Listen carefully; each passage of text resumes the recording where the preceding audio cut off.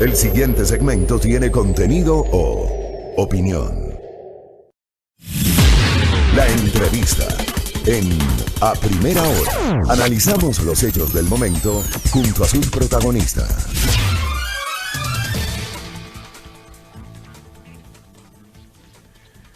Siendo las 7 de la mañana con 43 minutos, nuestra siguiente entrevista es con el jurista, ex asambleísta y abogado de la prefecta de Pichincha, el doctor Ramiro Aguilar. Bienvenido, doctor.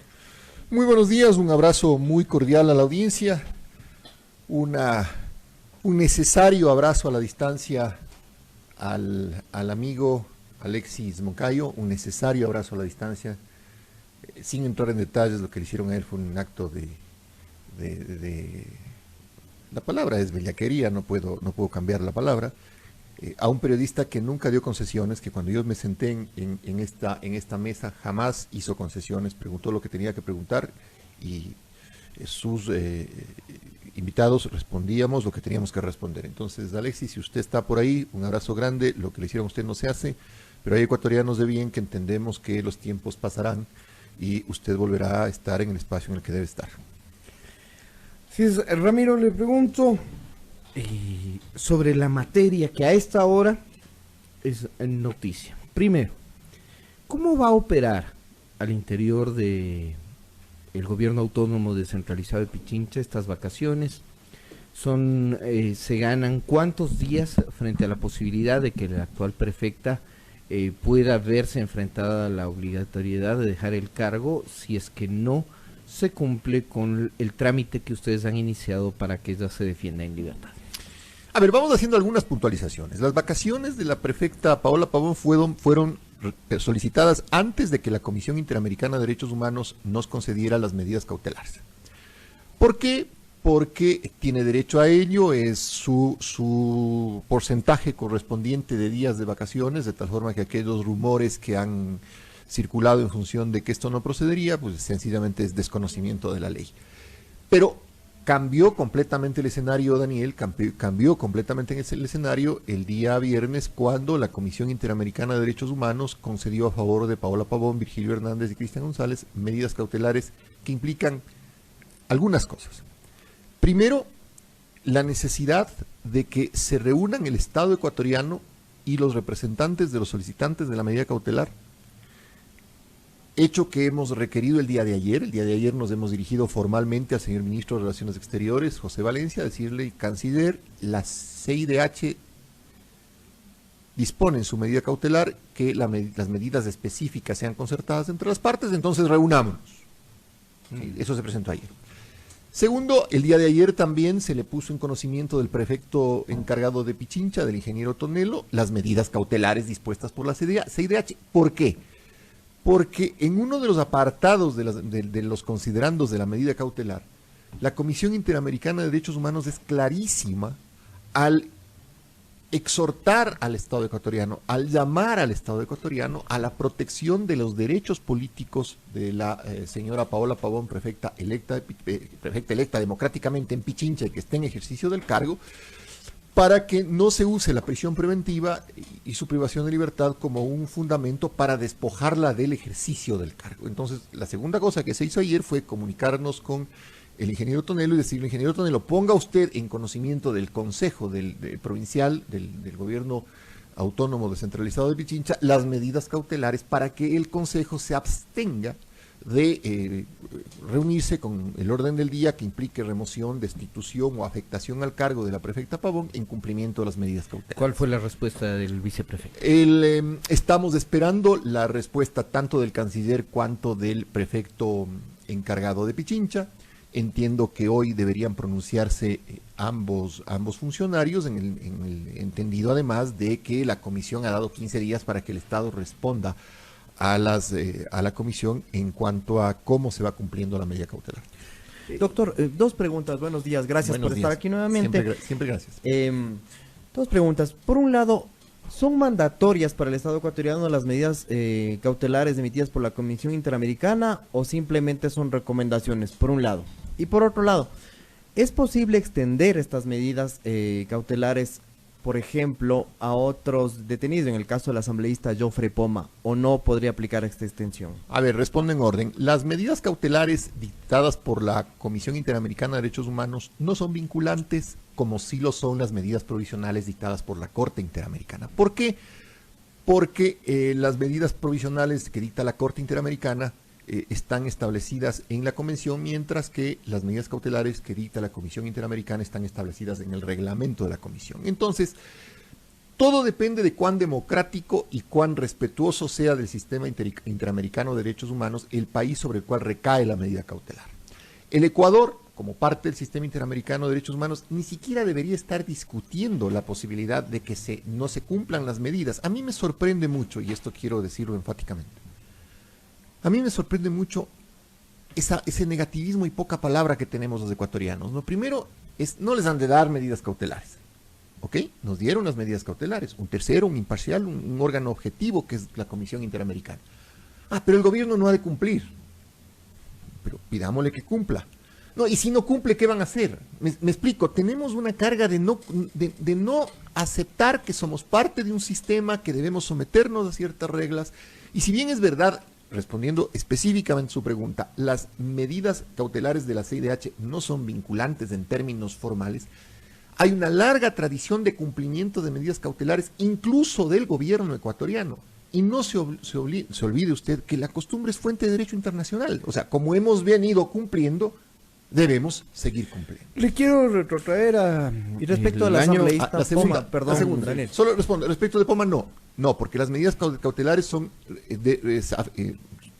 surten efecto respecto de los solicitantes. Y en este caso los solicitantes fueron, entre otros, Paola Pavón, Virgilio Hernández, Cristian González, Gabriela Rivadeneira, Carlos Viteri, y la comisión dijo, respecto a las personas que están asiladas en México no nos pronunciamos porque no se ha demostrado que hay daño, y respecto a los 3 presos políticos otorgamos medidas cautelares.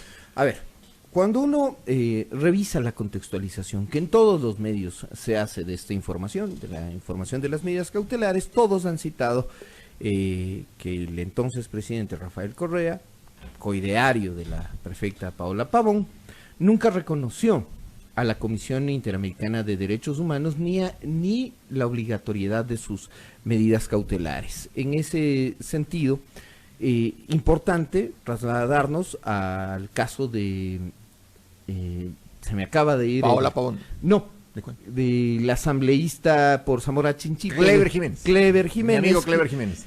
Y a Fernando Villavicencio y a Carlos Figueroa, que también les conceden medidas cautelares. Y en ese entonces el gobierno ecuatoriano también tuvo reticencias por un posicionamiento político. Le planteo, asambleísta, estamos...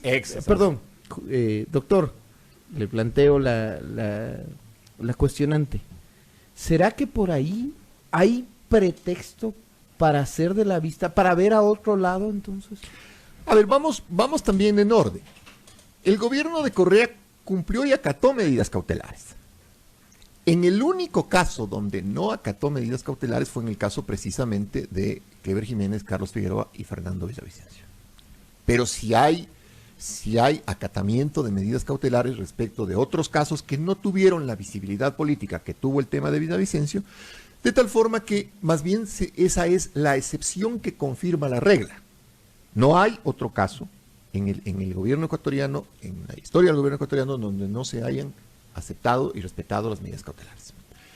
Ahora, si esto se trata de una vendetta política, en función de la cual, si no cumplió Correa la medida cautelar dictada en función de mis buenos amigos Carlos Figueroa y Clever Villavicencio y del señor Fernando Villavicencio, Clever Jiménez y del señor Fernando Villavicencio, entonces tampoco cumplamos ahora la medida dictada a favor de Paola Pavón, Cristian González. Pero eso denunciaría el asunto como una vendetta política. Correcto, pero además implicaría la poca vocación democrática del régimen, porque no se olvide usted que la Carta Democrática de la OEA, Daniel, la Carta Democrática de la OEA dice que la autoridad debe estar sometida a la ley, que deben respetarse los derechos humanos, y cómo no respetar la Convención Interamericana, que es parte del ordenamiento jurídico del país por disposición constitucional, y cómo no respetar los derechos humanos que la propia Comisión advierte que están en peligro.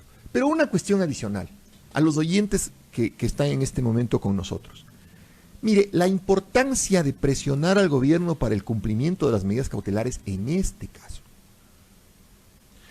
radica en el hecho de que usted oyente, usted señora, usted señor, usted puede tener un hijo, un hermano, un primo, o usted mismo en un momento determinado puede verse afectado por un acto de imposición y fuerza del Estado. Y usted puede verse abocado a acudir a la Comisión Interamericana. Usted, olvídese de los políticos, usted. Y a usted le gustaría, es la pregunta, que si es beneficiario de una medida cautelar dada por la CIDH, el Estado ecuatoriano no la acate. Pero es irracional, es de locos. Deberíamos estar discutiendo más bien al revés. Cómo sentarnos a dialogar el Estado y los solicitantes para plasmar las medidas específicas. 3 juristas expertos en temas jurídicos y de derechos humanos decían ayer que las medidas de la CIDH no implicaban que Pavón y los otros salgan en libertad, y mucho menos que continúe ejerciendo el cargo de prefecta. Citan a Ramiro García, Lolo Miño y Paulina Araujo. ¿Hay carga ideológico en esas?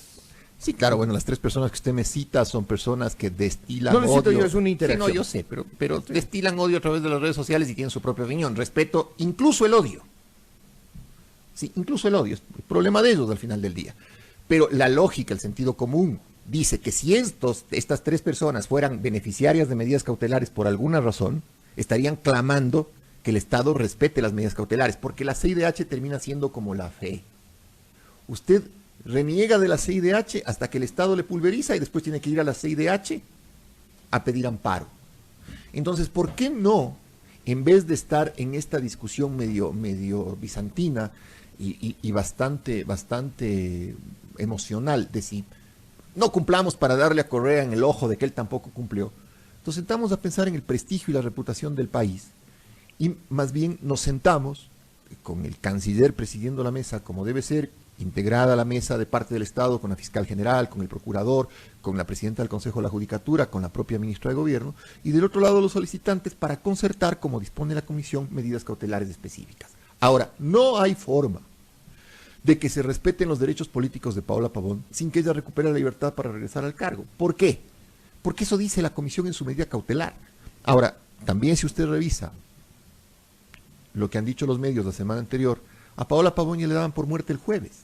Muchos medios, no quiero citar aquí los nombres, le trataron de exprefecto. Y muchos de ellos me llamaban exclusivamente para tener una foto mía, o dos segundos de declaración mía, para tener el pretexto de encuadrar la noticia en función de que Paola había perdido la prefectura. Pues no, señores, no perdió, y no va a perder, porque es la prefecta de Pichincha, y no solamente lo dijo el pueblo de Pichincha al darle el voto mayoritario, sino que lo ratifica la Comisión Interamericana de Derechos Humanos. Ahora, si se quieren tomar por asalto la prefectura, se pueden tomar por asalto cualquier cosa. Una consulta, doctor Aguilar, gracias por acompañarnos nuevamente.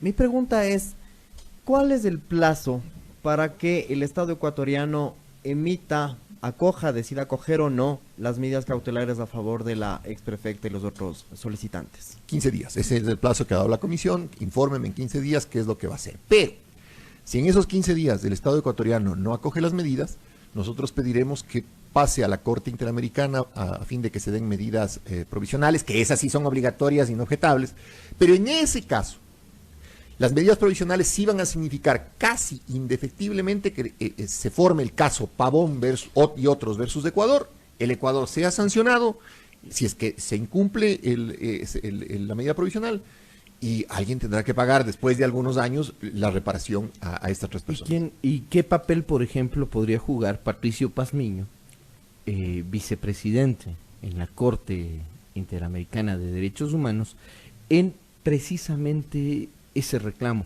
Esta es una pregunta que creo que necesita necesariamente el contexto que voy a dar a continuación. Pazmiño, un juez que presidió la Corte Constitucional y que muchos señalan como cercano al anterior régimen.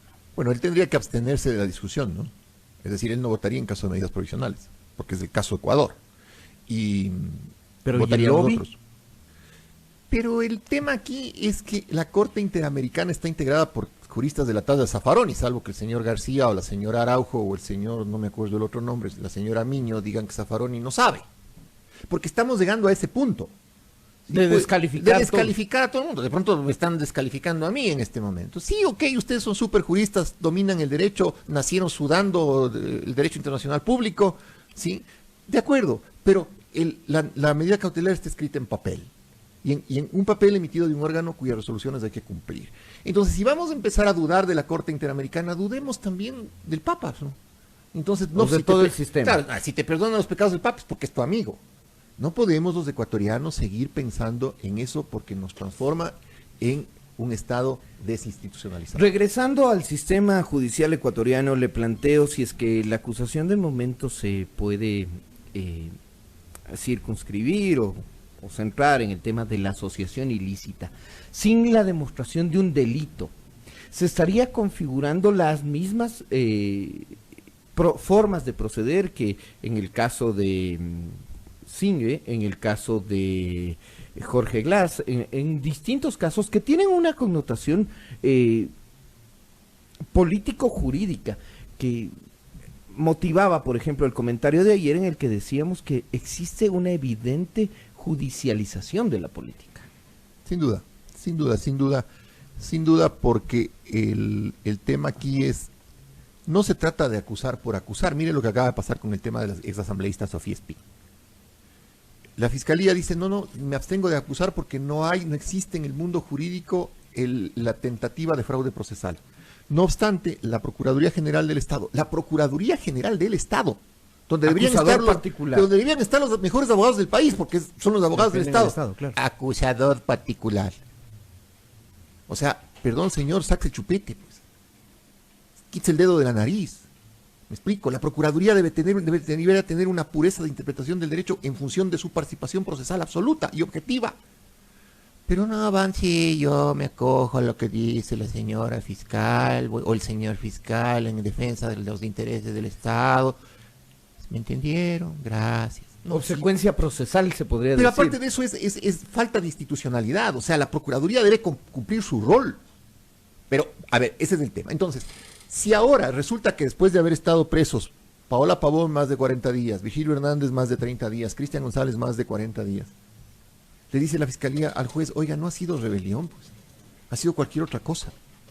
¿No le parece a usted que en el momento en el que le formularon cargos el 15 de octubre a Paola Pavón, eso inmotivado, eso no tenía razón de ser? Porque si han pasado más de 40 días no encuentran una bala, no encuentran un arma, no encuentran nada.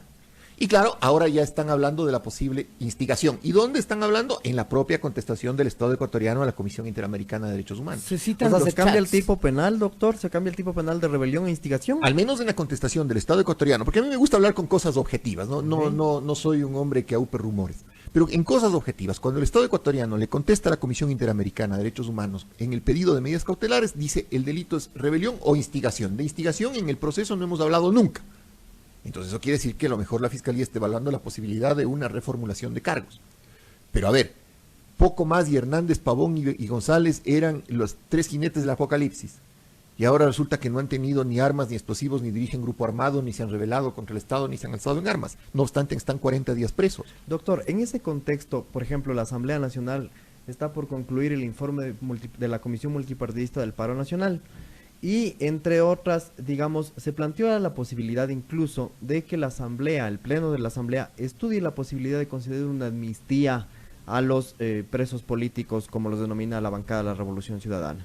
¿Cuál es su criterio al respecto? ¿Y qué peso tendría, digamos, un informe de esta comisión multipartidista creada por el Pleno en el contexto de las medidas cautelares de la Comisión Interamericana? A ver, también ayer se le comunicó a Urbano, el presidente de la comisión que investigan los hechos de octubre, la circunstancia de que hemos sido beneficiarios, en el caso de Paola Pavón, Virgilio Hernández y Cristian González, de medidas cautelares. O sea, está notificado todo el mundo. Okay.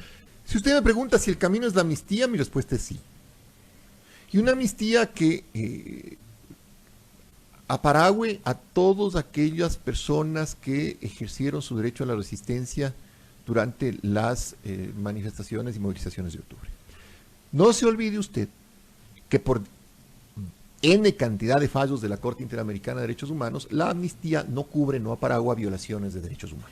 Hacia allá iba la siguiente pregunta, porque saltaron inmediatamente y me preguntan, aquí me dice qué va a pasar con los policías si es que se aprueba la amnistía. Exactamente, iban a saltar las alarmas inmediatamente. No, hay enorme, a raíz de las leyes de amnistía en Argentina, en Uruguay, y en Chile, las famosas leyes de punto final, de perdón de olvido, la Corte Interamericana generó toda una doctrina jurisprudencial, o plasmada en la jurisprudencia, en donde decía, mire, usted no puede amnistiar delitos contra los derechos humanos. Usted puede amnistiar delitos políticos, pero no puede amnistiar delitos contra los derechos humanos, de tal forma que ese escenario queda libre. Pero la amnistía es necesaria también en el contexto político. Es decir, yo creo que el país necesita ya pensar que no podemos vivir odiándonos los unos a los otros, porque este es un país que tiene que crecer, que tiene que progresar, que tiene que ser competitivo, que tiene que en un punto darse la mano, tiene que reencontrarse. Y la forma de reencontrarse no es denigrando un sector político a otro, no es acudir a un medio de comunicación y hablar mal de otro sector político o descalificarlo. Y este reencuentro, este principio de reencuentro, puede ser una amnistía tramitada en la Asamblea Nacional, donde además les recuerdo que se necesitan votos, una mayoría calificada. Entonces, para que ese proyecto de amnistía camine, implicaría que todas las fuerzas políticas representadas en el Congreso, en la Asamblea, en la Comisión Legislativa, estén de acuerdo. De lo contrario, no caminaría. O sea, la bancada de RC no tiene los votos para pasar una amnistía. Debería haber un acuerdo con los socialcristianos, con Creo, con los sectores independientes, pero esto implicaría que primero la comisión genere un informe donde se recoge el carácter político de los delitos imputables como consecuencia de las movilizaciones de octubre, salvando el tema de derechos humanos. Y segundo, implicaría que ese informe tenga la acogida y el beneplácito del Pleno de la Asamblea Nacional, y que desde luego el gobierno de Moreno quiera bajar las armas, ¿no? Porque parte del problema también es que hay ministros con una alta belicosidad que no quieren bajar las armas, o sea, no quieren ni siquiera sentarse. ¿La amnistía necesita de una sentencia o se puede adoptar ahora cuando todavía está en proceso? La amnistía extingue la acción penal, el indulto extingue la condena. Entonces, en cualquiera de sus etapas, doctor. La amnistía puede darse en cualquiera de sus etapas, el indulto solo después de una sentencia. Perfecto. Para tenerlo claro, finalmente, ustedes se han puesto un plazo, más allá de los 15 días que establece la resolución de la CIDH, se han puesto un plazo para esperar una respuesta de las autoridades ante las cuales ayer presentaron los oficios para conformar esta mesa que usted decía, por ejemplo, el canciller. Sin duda, si es que no nos contestan el día de hoy, mañana enviaremos la comunicación correspondiente a la Comisión Interamericana diciéndole, oiga, usted, comisión, dispuso que nos reunamos con el gobierno, le hemos pedido al gobierno una reunión y el gobierno simplemente nos ignora. Entonces, vea usted que hay una vocación de cumplimiento del derecho de parte nuestra y una vocación de incumplimiento del derecho de parte del gobierno. Estamos a horas de que se presente el informe de la comisión que en el legislativo también investiga los hechos de octubre. Conocemos que el documento recoge las observaciones tanto de la ONU como de la CIDH. ¿Eso fortalece o de alguna manera apuntala la posición de la defensa de Pavón, Hernández y González? Veamos cómo sale el informe, ¿no? No quisiera opinar sobre un informe que no he leído y que no sé cómo vaya a salir. Veamos cómo sale el informe y veamos qué dice el informe. Manejándolo en potencial, si esto ocurre. Si esto ocurre, implicaría una ratificación de dos cosas. Primero, de que las movilizaciones de octubre fueron un legítimo ejercicio del derecho a la resistencia, que se inventó el gobierno de una manera poco honorable esto de la rebelión y de los grupos insurgentes y armados para justificar una de las más brutales represiones que había visto en los últimos años. Y significaría también el hecho de que la Asamblea Nacional quiere tener algún papel en este proceso de reencuentro nacional. Gracias, doctor Aguilar, por acompañarnos el día de hoy. Muy valiosas sus reflexiones y, como siempre, bienvenido a esta casa. Les agradezco muchísimo y tengan todos un buen día. Pendientes entonces de las respuestas que el gobierno dé a la defensa técnica jurídica de Paola Pavón, Cristian González y Virgilio Hernández sobre el pedido de medidas cautelares emitido por la Comisión de Derechos Interamericana de Derechos Humanos. Todos tenemos algo que nos hace tener un buen día. Para mí, disfrutar de una tacita de café mientras evalúo las actividades que debemos tomar en esta jornada. ¿A ti qué te hace tener un muy buen día?